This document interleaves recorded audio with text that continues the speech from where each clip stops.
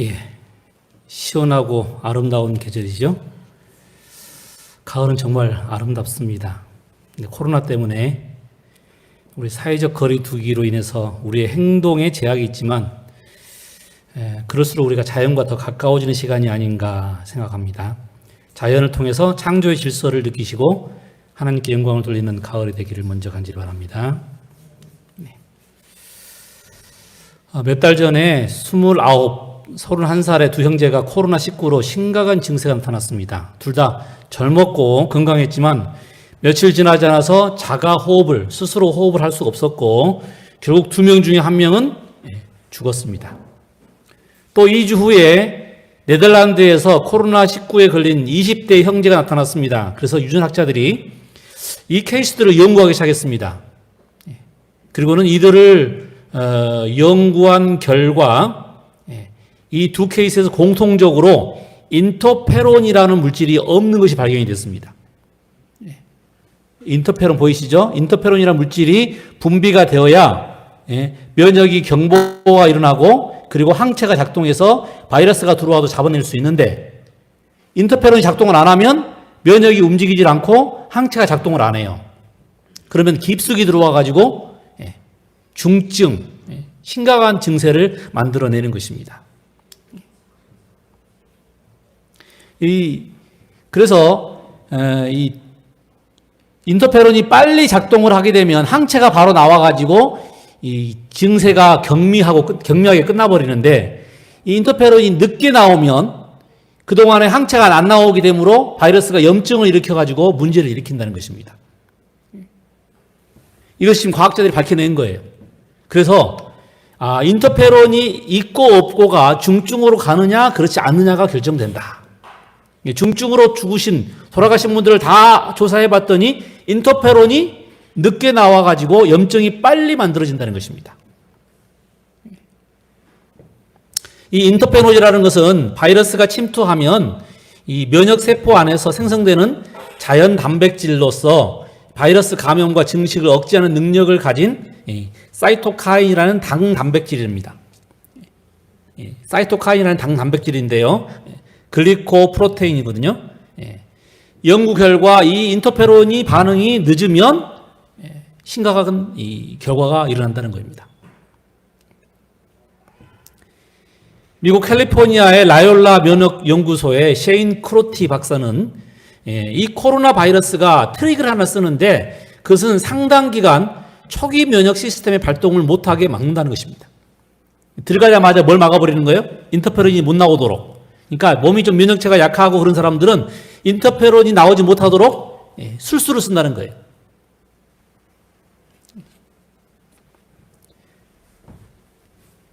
그래서 학자들은 인터페론이 코로나 초기에 매우 중요한 사실을 깨닫게 되었고 그리고 인터페론 중심으로 치료법을 연구 중이랍니다.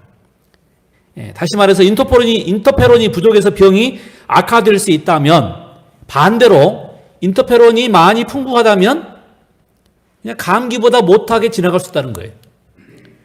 무증상으로 지나가고 아니면 와도 독감보다 못한 치사율도 그렇고 그런데 그것을 막지 못하면 인터페론이 나오지 못하면 어떤 일이 벌어진다고요? 중증으로 가가지고 굉장히 많은 사람들이 지금 돌아가셨잖아요.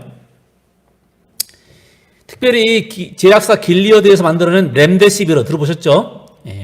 이 혈장 치료제들은 바로 이 인터페론과 연관되는 치료법이랍니다. 과학자들에 따르면 인터페론은 감염 초기에 가장 효과적인 영향을 나타낸다고 합니다.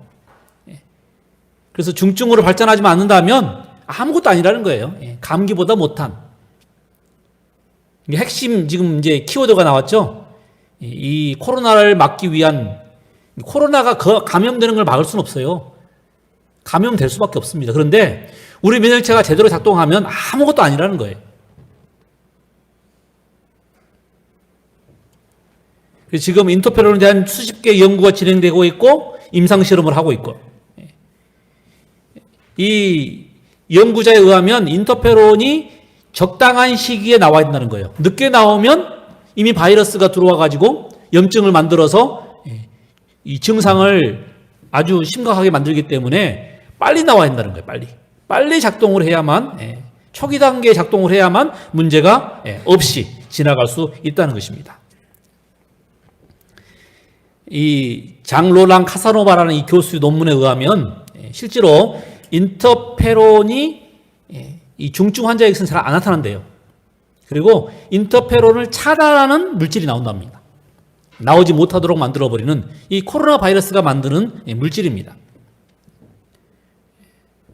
그래서 실제로 인터페론이 나온 사람들은 그 무증상이거나 아주 약하게 이 증세가 있다가 사라져버리는, 내가 언제 걸렸어? 라고 생각할 정도의 아주 약한, 특별히 그래서 인터페론이 활성화되지 못하는 사람들이 누구냐면 남성분들이 더 심하다고 그러고요. 나이가 드신 분들이 심하답니다. 이 연구 데이터에 의하면 나이가 드신 분들, 기저질환 있으신 분들, 남성들이 더 인터페론이 활성화가 안 돼가지고 더 중증의 심각한 증상을 내다가 돌아가시는 분들이 많다고 그래요.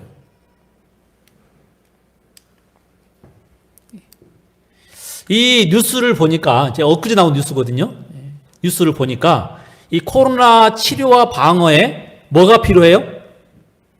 인터페론이 필요해요. 인터페론이. 우리 몸에서 빨리 이것이 나와가지고 이 면역의 경각을 줘서 면역체가 항체를 만들어가지고 바이러스하고 싸울 수 있도록 만들면 이렇게 무서운 병이 아닙니다. 아무것도 아니에요.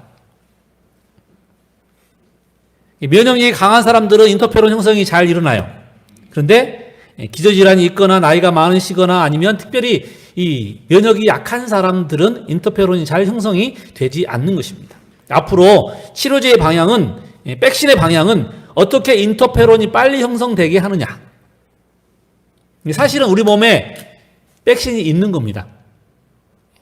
인터페론만 빨리 버튼을 눌러서 작동시키면 아무것도 아니라는 거예요.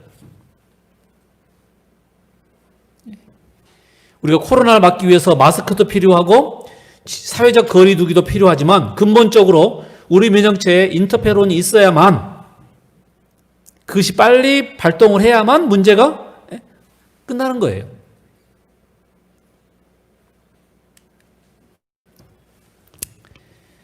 지금 우리는 코로나와 같은 정말 특별한 전염병, 또 이상기온, 또 그걸로 인해서 개인적이고 가정적이고 직업적인 문제로 인해서 매우 우울한 시대에 살고 있습니다.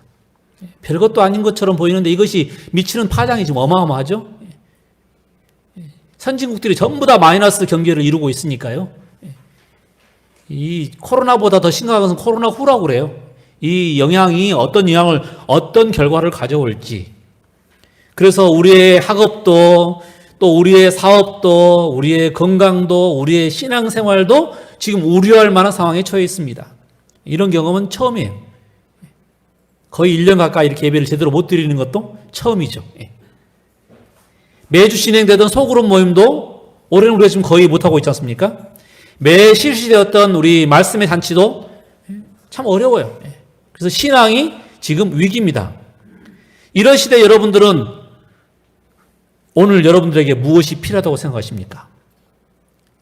마치 코로나에 뭐가 필요한 것처럼, 우리 이 면역체의 인터페론이 필요한 것처럼 오늘 우리의 신앙생활에, 우리의 삶에 무엇이 필요하다고 생각하십니까? 저는 이 주제를 위해서 예수의 말씀을 오늘 한번 생각하길 원합니다. 다 같이 마가복음 4장 35절부터 41절입니다. 그날 저물 때에 제자들에게 이르시되 우리가 저편으로 건너가자 하시니 저희가 무리를 떠나 예수를 배에 계신 그대로 모시고 가매 다른 배들도 함께 하더니 큰 광풍이 일어나며 물결이 부딪혀 배에 들어와 배에 가득하게 되었더라. 예수께서는 고물에서 베개를 베시고 주무시더니 제자들이 깨우며 가로되 선생님이여 우리가 죽게 되는 것을 돌아보지 아니하시나이까 하니 예수께서 깨어 바람을 꾸짖으시며 바다더러 이르시되 잠잠하라 고요하라 하시니 바람이 그치고 아주 잔잔하여지더라. 이에 제자들에게 이르시되 어찌하여 이렇게 무서워하느냐 너희가 어찌 믿음이 없느냐 하시니 저희가 심히 두려워하여 서로 말하되 저가 뉘기에 바람과 바다라도 순종하는고 하였더라. 오늘 예수님은 본문에서 어찌하여 이렇게 무서워하느냐 너희가 어찌 믿음이 없느냐라고 우리에게 질문하십니다. 이 이야기는 아마 많이 들었고 또 잘 아는 이야기입니다. 해 아래 새 것은 없어요. 그런데 하나님의 말씀은요, 똑같은 말씀도 자꾸 묵상하고 다른 시각으로 바라보면 또 어마어마한 은혜가, 또 다른 은혜가 존재하고 있는 것입니다. 그래서 오늘 아침에는 저는 이 코로나의 인터페론이 이 면역체에 필요한 것처럼 우리의 신앙에도 뭐가 필요해요? 믿음이 필요해요.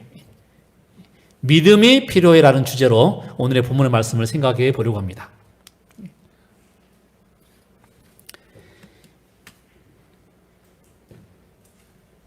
35절에 보면 그날 저물 때에 제자들에게 이르시되 우리가 저편으로 건너가자. 여러분 이 상황은 잘 아시죠? 예수님 하루 종일 팔복, 씨 뼈르는 비유, 또 곡식과 가라지의 비유, 감추인 보화, 값진 보화, 산상보온에 관계된 말씀을, 정말 주옥 같은 말씀을 나누셨어요.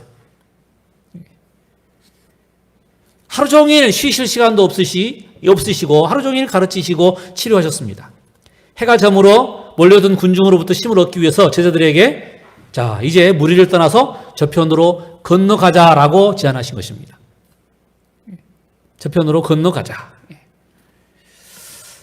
많은 사람들이 열심히 일합니다.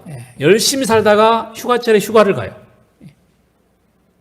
어떤 분들은 이 주기적으로 여행을 가기 원하셔요. 그만큼 고생했으니까 여행 가서 힐링하고 쉬고 돌아오겠다는 거예요. 재충전해서 다시 돌아오고 싶다. 또 우리가 열심히 살다가 이제 노후에는 뭘 원해요? 편안한 삶. 그래서 우리가 열심히 저축을 하고 또 뭐 연금을 들고 하는 이유가 뭡니까? 노후에 좀 편안하게 저편으로 가서 좀 쉬고 싶어서. 우리 주님도 고단한 하루의 쉼을 쉬기 위해서 호수 저편으로 건너가자고 제자들에게 말씀하셨어요. 그런데 그 계획이 갑작스러운 광풍으로 말미암아서 망가져 버렸습니다. 세상이 그렇죠. 인생이 그렇죠. 올해 갑자기 이렇게 돼가지고 모든 계획이 다 수포로 될 줄 누가 알았겠습니까? 갑작스러운 광풍이 우리가 계획하던 호수 저편에서의 모든 삶을 빼앗아가 버린 것입니다. 어떤 사람들은 이제 은퇴를 앞두고 갑자기 교통사고로, 어떤 사람들은 갑자기 질병으로. 그것이 우리 인생입니다. 우리 마음대로 되는 것이 아니고 우리 계획대로 되는 것이 아니고. 그래서 뭐가 필요하다고요? 그래서 믿음이 필요해요. 37절에 보면 큰 광풍이 일어나며 물결이 배에 부딪혀 들어와 배에 가득하게 되었더라. 갈릴리 바다는 해수면보다 아래, 다시 말하면 주변 이 산들로 인해서 해수면보다 더 아래, 우리가 산에 올라갈 때요, 별로 안 올라간 것 같은데 해발은 2000m가 될 수 있어요. 왜냐하면 그 땅 자체가 뭐예요? 전체적으로 높기 때문에. 제가 몽골을 갔을 때 별로 높지 않았어요. 그런데 그게 고원입니다. 고원. 이미 비행기를 타고 날아가면서 이미 높은 지역으로 가버린 거예요. 그러니까 주변이 똑같으니까 그렇게 높은 느낌이 없었어요. 마찬가지로 이 갈릴리 호수도요, 주변이 이렇게 뭐 같으니까 낮은 줄을 모르는데 사실은 이 지오이드 평균보다 더 아래입니다. 그리고 그 옆에 있는 높은 산들 때문에 갑작스러운 돌풍이, 이 성경에 보면, 사복음서에 보면 갈릴리 호수의 강풍들이, 돌풍들이 일어난 사건들이 자주 나옵니다. 원래 그 지역이 그렇게 지역적인 위치 때문에 갑작스러운 돌풍이 자주 부는 지역이에요. 그래서 광풍이 불고 풍랑이 일어서 목숨이 위태롭게 되었습니다. 제자들이 탔던 배는 여기 보이는 것처럼 사실 조그만해요. 그냥 나룻배보다 약간 큰 조그마한 배입니다. 그러니까 풍랑이 치면 요동을 칠 수밖에 없는, 그래서 아마 더 그 거센 물결이 거칠게 느껴졌을 것입니다. 제자들의 목숨이 위태롭게 되었습니다. 요즘 세상은 광풍이 자주 일어나요. 광풍이. 무슨 광풍이냐면 스마트폰하고 인터넷을 통해서 광풍이 일어나요. 광풍이.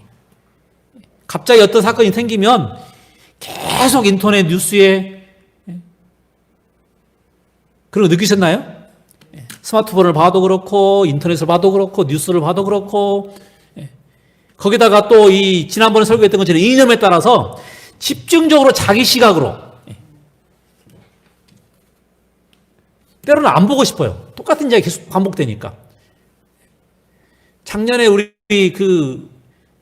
법무부 장관 이야기 나올 때는 뭐 계속 아시죠? 수백만 건이 나왔다고 그래요, 언론에. 최근에는 부동산 광풍 들어보셨습니까? 뭐 딱 집값이 올라가네 어쩌네. 그 다음에 이 북에서 오는 광풍. 지금 월북 하느니 마느니 왜 죽었느니 한참 뉴스에 나왔죠. 그 다음에 공공의대 광풍. 작년에 일었던 검찰개혁 광풍. 정치권이 이거를 공급을 하고 언론들이 계속 반복을 시켜가지고 사람들을 의식화시키는. 그런데 너무 삶이 사실 피폐해지는 것 같아요. 너무 사람들이 이념화되는 것 같고 차라리 뉴스를 꺼버리고 신문을 던져버리면 좀 편할 것 같은데 온통 나가면 사람들이 하는 이야기가 그 이야기입니다.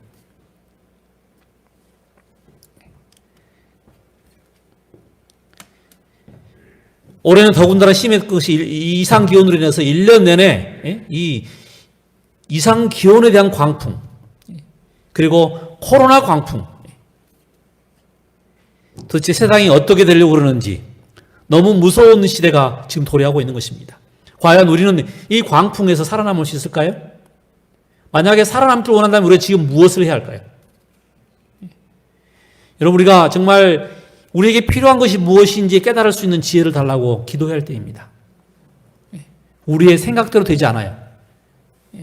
여론이 우리를 움직이는 것처럼 사단이 우리의 마음을 움직이기 위해서 노력하고 있습니다. 그래서 오늘 우리가 무엇보다도 뭘 지켜야 되냐면 우리의 마음을 지켜야 돼요. 우리가 예배드리러 오르고 말씀을 보고 기도하는 이유는 우리의 마음을 지키기 위해서입니다. 그래야 사단이 우리를 틈타서 우리를 현혹하고 유혹하지 못하도록 우리의 마음을 지키기 위해서는 뭐 해야 된다고요? 우리가 늘 말씀 속에 또 예배 속에 기도 속에 살아야 되는 것입니다. 그리고 그 다음에 성경은 그 고생하고 노력하던 그 제자들이 뭘 발견했다고 그랬어요? 예수님께서 이 고물에서 베개를 베고 주무시는 저는 그러니까 큰 뱃속에 지하에 들어간 줄 알았어요. 이 작은 뱃속에 이 고물에 근데 안 보였다는 거예요. 여러분 그런 경험 있으시죠? 뭔가에 집중하면 바로 옆에 누가 있었는데 몰라요. 막 뭘 찾는데 자기 손에 쥐고 찾아요. 손에 쥐고. 그런 경험은 있으시죠?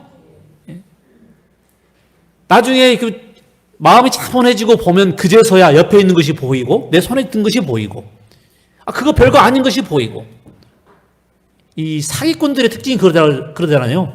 사람들을 현혹해가지고 정신없게 만들어가지고 막 주머니에서 꺼내게 하고 사단이 그래요. 사단이 지금. 우리에게 믿음이 없으면 자꾸 우리가 다른 것을 보게 된다는 것입니다. 그런데 다행으로 그 침몰하는 배에 누가 계셨어요? 우리 주님이 계셨어요. 광풍으로 정신이 없다 보니 주님이 계신 것도 까마득하게 잊어버렸습니다. 제자들은 당장에 닥친 문제로 고민하다가 당장에 닥친 문제 때문에 다른 것을 보지 못하게 된 거예요. 근시안적인 사고를 가지게 된 것이죠. 무엇을 해야 될까? 어떻게 해야 될까? 앞으로 우리는 어떻게 될까 고민하다가 그 문제를 해결해 주시는 주님을 까마득하게 잊어버린 것입니다. 여러분 우리 그런 경우가 자주 있거든요. 고민에 사로잡혀가지고 고민에 빠져서 고민으로 죽는 것입니다. 딴 데 정신이 팔려서 정작 중요한 것은 잊어버리고 방황하고 있지 않는지 우리 자신을 돌아볼 필요가 있습니다. 그런데 그 배에 우리 주님이 계셨어요. 광풍이 불고 풍랑이 요동치던 때 제자들이 살기 위해서 몸부림치고 있을 때 우리 주님은 그 배에서 주무시고 계셨습니다. 대단한 분이시죠? 어떻게 그 배에서 주무실 수가 있을까? 수면제 드셨을까? 아니면 며칠 동안 잠을 못 잠으셨을까? 아니요. 그분은 그런 배에서라도 편안히 잘 수 있는 뭐가 있었어요? 전능자에 대한 믿음이 있었어요. 믿음. 여러분 제가 이제 몇 가지 이야기를 들려드릴 거예요.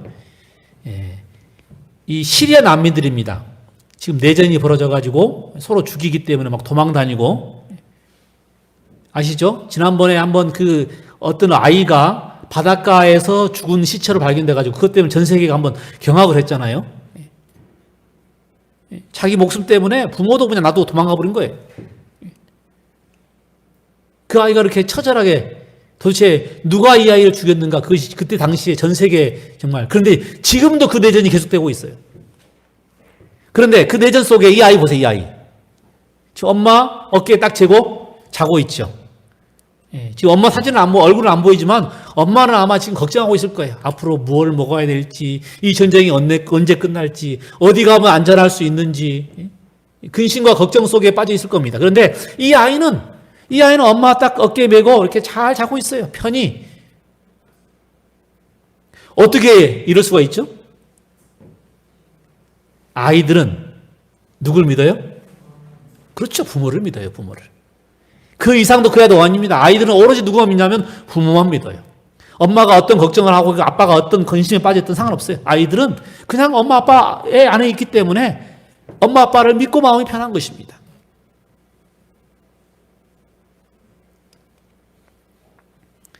제가 필리핀 유학에 있을 때 제가 아는 사람들이 아이들을 많이 보내주셔가지고 제가 자비로 진짜 사람들의 자비, 하나님의 자비로 공부를 마쳤습니다. 그런데 저희 집에 저희 전국 각지에서 아이들이 많이 와 있었는데 특별히 제주에 있었을 때 가깝게 지냈던 집사님이시거든요. 두 분. 이분만 집사님이셨고 이분은 원래 교회 안 다니셨어요. 저희랑 같이 교제는 계속 했지만 근데 이제 이 아이들이 지금 이 큰아이 우리 아들 친구고 딸은 지금 결혼식에 있어가지고 안 보이네요. 아들 친구 딸은 저희 딸하고 언니 동생하는 아주 가까운 그런 사이였는데 우리가 이 필리핀에 가 있는 걸 알고 두 아이를 보내주셨어요. 나중에 그 덕분으로 우리 아버지도 교회를 나가셨고 지금 제주중앙에서 수석 집사도 하고 계시다고 그러던데 좌우간 나중에 들은 이야기인데요. 이 부모들은 아이들을 저희한테 맡겨놓고 그분들은 자녀에 대해서는 잊어버리고 사업만 열심히 하셨다고 합니다.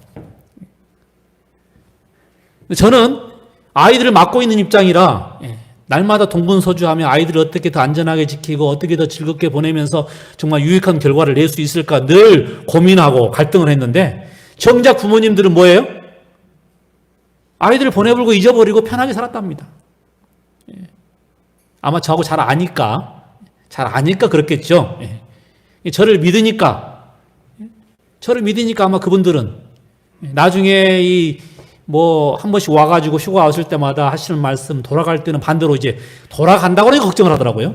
2년 동안 제가 데리고 있었는데 잘 지내다가 돌아간다고 그러니까 이제 이거 돌아오면 우리가 어떻게 해야 되나 걱정을 하시더라고요. 여러분 누군가를 믿으면 뭐 하다고요? 마음이 편안해져요. 누군가를 믿으면 마음이 편안해지고 안정을 취합니다.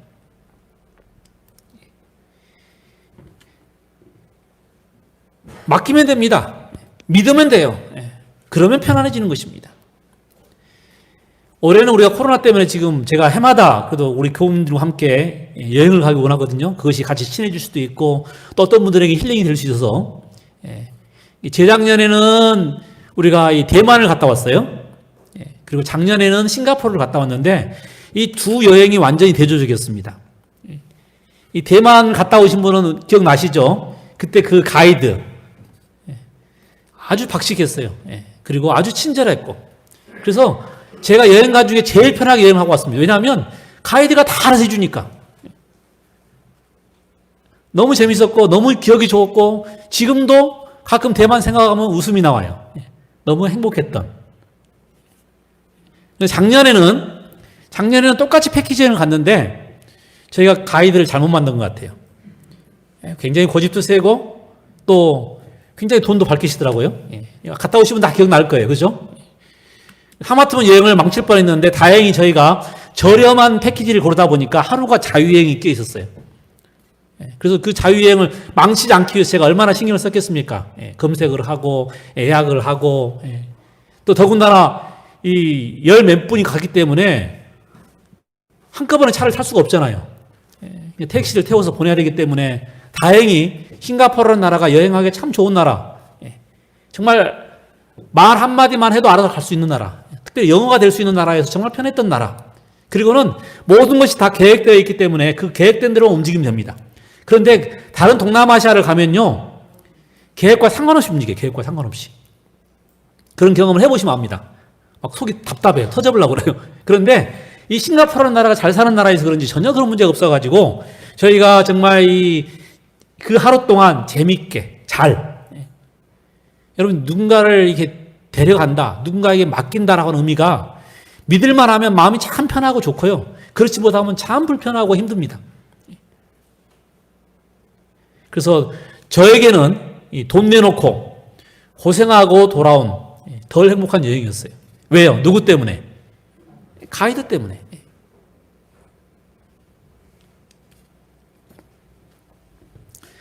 예수님은 광풍이 일어난 바다, 조그만 그 배에서 어떻게 편히 잘 수가 있었을까? 자국에서 전쟁이 나서 나라가 없이 방황하는 형편에도 미래가 암담한 상황에도 어떻게 아이는 엄마 품에서 편히 잘 수 있었을까? 처음 가본 나라에서 말도 잘 안 통하고 생소한 여러 가지 위험한 상황이 있어서 우리가 어떻게 즐거운 시간을 갖고 돌아올 수 있었을까?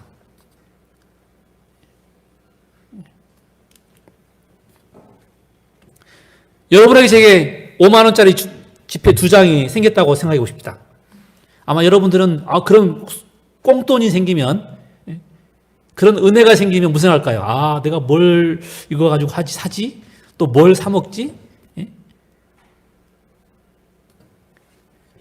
그리고 아마 그 돈을 가지고 여러분 자신의 식당을 들어가거나 물건을 사러 상점에 들어갈 것입니다. 왜요? 무엇이 있으니까? 돈이 있으니까. 돈이 뭐예요? 돈이 힘입니다. 돈이 권력이에요. 아시죠? 돈이 권력이라니까요. 돈 없으면 갑자기 힘이 쭉 빠져요. 자신감이 없어지고. 돈이 있으면 자신감이 있어요. 같이 가자고. 걱정 마. 내가 살 테니 가자고. 근데 만약에 누군가가 이 돈이 위조지폐다. 그럼 갑자기 그 말 들으면 돈이 이상하게 보여요.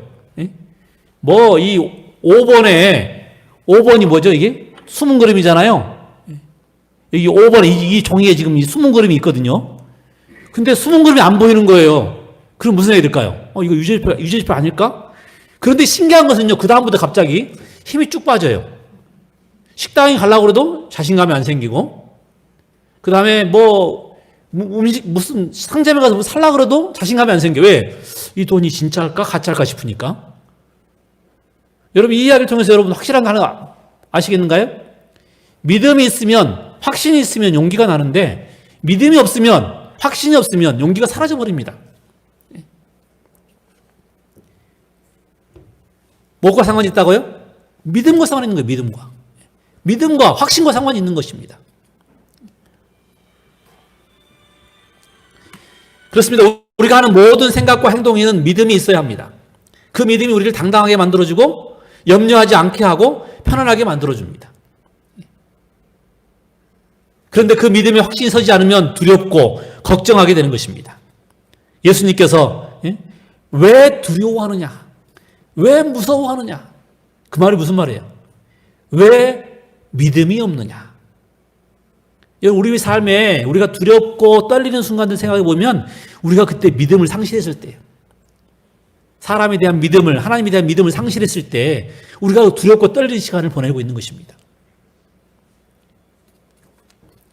그래서 믿음의 반대는 염려와 두려움이에요. 염려와 두려움의 반대는 믿음입니다. 여러분을 지금 두렵게 하는 것이 무엇입니까? 반대로 여러분을 담대하고 편안하게 만드는 것이 무엇입니까? 어쩌면 당연했다고 생각했던 것들이 갑자기 무너져서 두려움이 생긴 것일 수도 있습니다. 내가 언제까지나 건강할 줄 알았는데 갑자기 몸에서 이상한 징조들이 보이면 갑자기 그다음부터는 엄청난 두려움 속에 빠지는 것입니다. 의사가 혹시 말 실수해가지고 다시 한번 더 오셔야겠는데요. 그 말 한마디만 들으면 막 갑자기 내려앉는 것입니다. 왜? 이제까지 내가 그렇게 나를 믿었는데 그 말 한마디에 내 믿음이 뭐 한 거예요? 사라져버린 거예요. 여러분 오늘 무엇을 믿고 계십니까? 오늘 그 믿음이 여러분에게 평안을 줄 것입니다. 오늘 우리에게 뭐가 필요하다고요? 믿음이 필요해요. 믿음이 필요해요.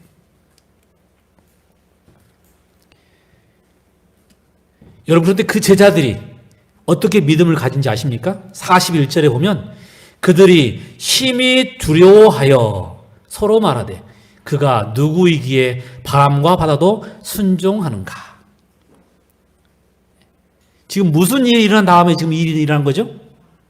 예수님께서 바다도 보고 잠잠하라, 고요하라. 그런데 정말 그 말씀대로 바다가 잔잔해진 것입니다. 이 놀라운 사건을 본 거예요, 지금 제자들이. 이분이 도대체 누구시길래? 여러분 이것이 이들의 지금 고백입니다. 도대체 이분이 누구시길래? 지금 이게 제자들의 고백이에요. 믿음 없어서 고민하고 두려워하고 걱정하는 이들에게 보여주신 그 증거를 통해서 그들이 도대체 이분이 누구시길래? 예수님의 십자가의 죽으심으로 정말 무섭고 두려워 이제 엠마오 마을로 도망가던 두 제자들이 그 두려움을 이겨낸 것이 뭔지 아십니까? 예수님께서 모세와 시편의 말씀들을 풀어서 이 모든 일이 될 것을 예언된 것을 알려주셨어요. 그리고 그 예언된 대로 된 것을 깨달을 때에 그들이 갑자기 마음이 뜨거워지고 그리고는 믿음이 생기고 확신이 생기고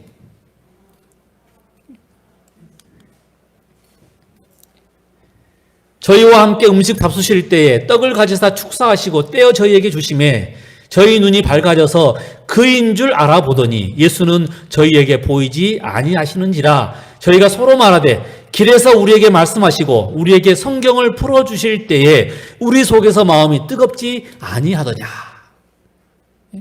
그 말씀을 들을 때 갑자기 막 마음이 뜨겁고 확신이 생기고 믿음이 생기고 그러지 아니하더냐.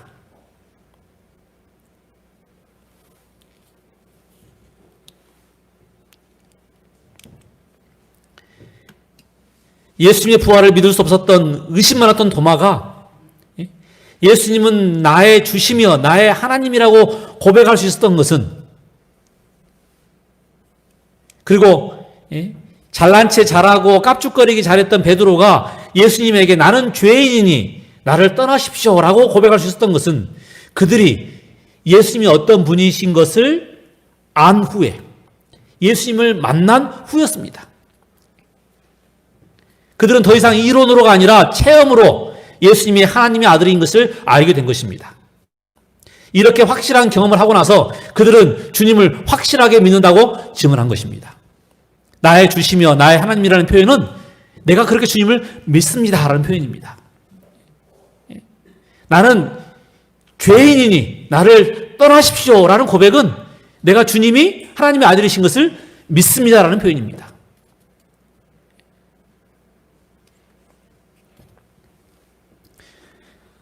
오늘 밤 제자들은 예수님이 광풍을 꾸짖어 바다더러 잠잠하라 고요하라 명령하자 바람이 그치고 바다가 잠잠해진 것을 눈으로 직접 보았고 귀로 들었습니다. 그래서 그들에게 믿음이 생겼습니다. 그들은 예수님이 타신 배는 절대 가라앉지 않는다는 것을 믿게 된 것입니다. 예수님이 타신 배는 절대 가라앉지 않습니다. 예수님은 절대 실수하지 않으시는 분이십니다. 그분은 졸지도 않으십니다. 그분의 계획은 완전 무결하십니다. 그러므로 우리가 조금만 믿음으로 참고 기다리면 하나님께서 가장 좋은 결과를 우리에게 가져다 주실 것입니다. 오늘 우리 가족들 때문에, 오늘 우리 사업 때문에 때로는 내가 원하는 것들이 정말 이루어지지 않고 어떤 관계적인 상처를 받고 여러분 조금만 참고 조금만 믿음으로 기다리면 우리 하나님께서 반드시 그것을 역전시켜 주시고 갚아주시고 가장 좋은 길로 인도해 주실 것을 믿는 것이 믿음이라는 것입니다. 여러분 우리의 기도가 응답되지 않았다고 너무 상심하지 마시기 바랍니다. 우리 주님이 완벽하게 이루어 주십니다. 오늘 넘어졌다고 포기하지 마시기 바랍니다. 우리 주님께서 반드시 우리를 다시 일으켜 세워 주실 것입니다. 미국의 철강왕 앤드류 카네기는 젊은 시절 세일즈맨으로 이 집 저 집을 방문하면서 물건을 팔러 다녔습니다. 잘 안 팔렸어요. 그런데 어느 날 한 노인댁을 방문하게 되었는데 그 집에 들어서자마자 카네기를 완전히 압도해 버린 것이 하나 있었어요. 그 집에 이 벽 가운데 걸린 이 그림이었는데요. 바닷가 모래 위에 있는 배 한 척의 그림이었습니다. 마침 썰물 때라 모래 위에 이 놓여 있는 배는 처절하리만큼 고독하고 처량하게 보였습니다. 움직일 수 없으니까 스스로. 그런데 그 그림 밑에는 이런 글귀가 기록되어 있었어요. 반드시 밀물 때가 온다. 반드시 밀물 때가 온다. 확실하죠? 벽에 걸리는 이 그림 그리고 이 글귀를 보면서 이 정말 사업 세일즈를 잘 못했던 이 카네기가 감동을 받았어요. 감동을. 그렇다. 맞아. 지금은 썰물 때라 저 배와 노가 쓸모없이 모래 위에 방치되어 있는 것처럼 보이지만 그러나 밀물 때가 되면 저 배는 검푸른 바다 위를 떠다닐 수 있을 것이다. 그리고는 그날 밤 집에 돌아와서 자기의 잘 안 되고 있는 세일 때문에 실망했던 그 마음을 접어두고 그 그림 때문에 희망을 보았어요. 밤새 잠을 잘 수가 없었습니다. 그리고 그 이튿날 그는 그 노인에게 찾아가서 용기를 내서 어르신이 이제 더 이상 이 그림이 필요 없게 되면 저에게 이 그림을 주십시오. 제가 이 그림을 통해서 용기를 얻고 확신을 얻기를 원합니다. 그 어르신이 그 부탁을 받아서 그 그림을 그 카네기에게 주었다고 합니다. 그래서 카네기가 평생 동안 자기 사무실에 이 그림을 걸어놨다고 그래요. 뭘 얻기 위해서? 확신을 얻기 위해서, 믿음을 얻기 위해서. 지금은 썰물이지만 반드시 밀물이 들어온다는 것입니다. 지금은 내가 원하는 대로 안 되고 있지만 반드시 내 기도가 응답이 된다는 것입니다.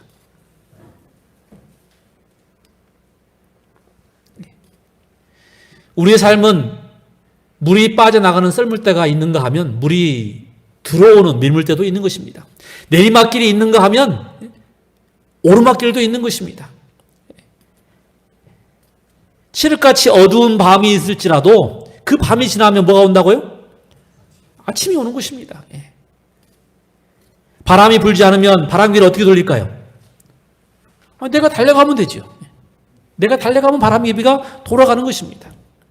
힘들고 어려워도 참고 견디고 기다리며 소망하고 하나님을 향하는 믿음을 끝까지 포기하지 않는다면 반드시 신실하신 우리 하나님께서, 여러분 이 신실하다는 표현은 약속을 지키다는 표현이에요. 신실하신 우리 하나님께서 반드시 선한 길을 우리에게 열어주실 것입니다. 마치 요셉처럼. 요셉은 한없이 추락할 때 하나님의 손길이 그의 발걸음을 인도하실 것을 전적으로 믿었고 한결같이 하나님을 신뢰하면서 성실하게 그의 직무를 감당했다라고 성경은 예언의 기록하고 있습니다. 정말 그 팔려가고 또 애굽의 이 지하 감옥으로까지 정말 억울하게 당했지만 그러나 하나님을 끝까지 믿고 하나님을 신뢰하면서 그의 직무를 성실하게 담당했다는 것입니다. 그러자 하나님께서 놀라운 결과를 주신 거예요. 그래서 우리가 결과를 받기 원한다면 뭐가 필요하다고요? 믿음이 필요해요. 믿음이. 여러분 인내할 수 있는 비결이 뭡니까? 참을 수 있는 비결은 믿음이 있을 때 참을 수 있는 것입니다. 믿음이 있기에 소망이 이루어지는 거예요. 여러분 믿음이 이겁니다. 믿음은 오늘 내가 비록 추락해 있고 오늘 내가 정말 처절하게 실패를 당했을지라도 썰물이 있는 다음에 밀물이 있는 것처럼 내리막이 있는 다음에 오르막이 있는 것처럼 힘들 때가 있으면 또 즐거울 때가 있는 것처럼 반드시 하나님께서 우리의 믿음의 결과로 놀라운 것으로 우리에게 갚아주시는 것입니다. 그러므로 우리에게 오늘 뭐가 필요하다고요? 믿음이 필요합니다. 믿음. 특별히 2020년 코로나로 기상이변으로 또 갖가지 여러 가지 현상으로 인해서 정말 힘들고 어려운 이 시기에 오늘 우리에게 뭐가 필요하다고요? 믿음이 필요합니다. 여러분 믿음으로 승리하는 저와 여러분 되시기를 간절히 바랍니다. 남은 백성들의 특징 가운데 하나가 그래서 뭐예요? 예수에 대한 믿음을 가진 자들. 믿음으로 끝까지 참고 기다리는 자들. 믿음으로 승리하는 여러분과 제가 되길 바라면서 말씀을 줄이겠습니다. 기도하겠습니다. 우리